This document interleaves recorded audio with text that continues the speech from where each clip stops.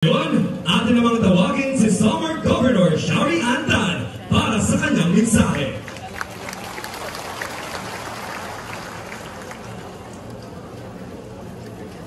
His Excellency, President Ferdinand Romualdez Marcos Jr.,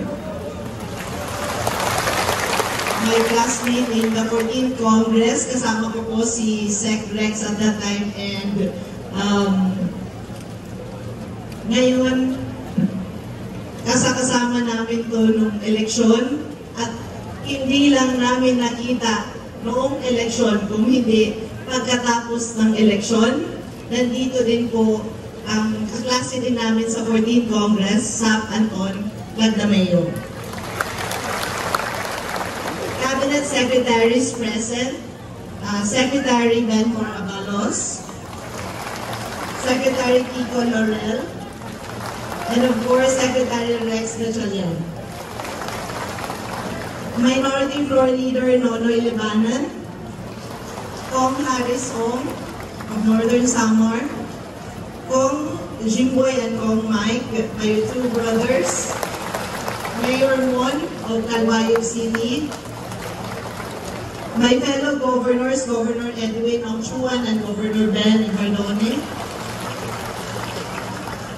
our Sangguniang Panlalawigan members present, the regional line agencies, mayors, vice mayors, councilors, and other government officials, maupay nga kulog haton nga tanan. Maupay nga kulog. Haton mga ikasiko sa marlon, maupay nga kulog. In behalf of the province of Samar, I would like to extend my heartfelt gratitude to our President and his Cabinet Secretaries.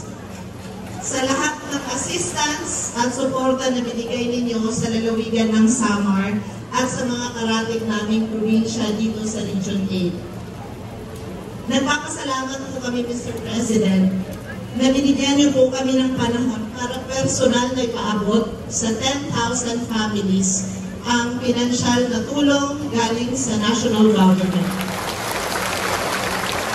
Napakalaking bagay po na makasama namin kayo sa araw na ito.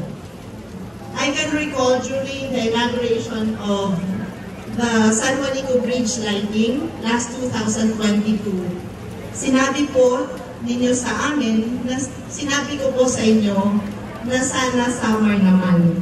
At ang sagot po ninyo sa amin, ang Samar naman talaga noon pa. Ang pagdalo niyo po ngayon ay nagpapatunay sa pagmamahal niyo sa amin na mga taga-Samar. At mahangyon punta, hanapon mga ikasi sa Marlon, na aton ipakita, na aton kasing-kasing, na pagpasalamat hanggang tanan niya tambulig, aton minayuyok nga hinigog mga presidente.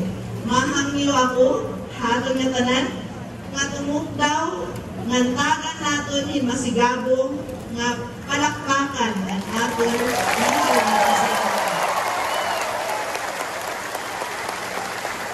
Mr. President, maraming salamat po sa lahat ng tulong ninyo. Thank you so much, and maupay nga kulog haton nga tanan. Maraming salamat po, Governor Dan.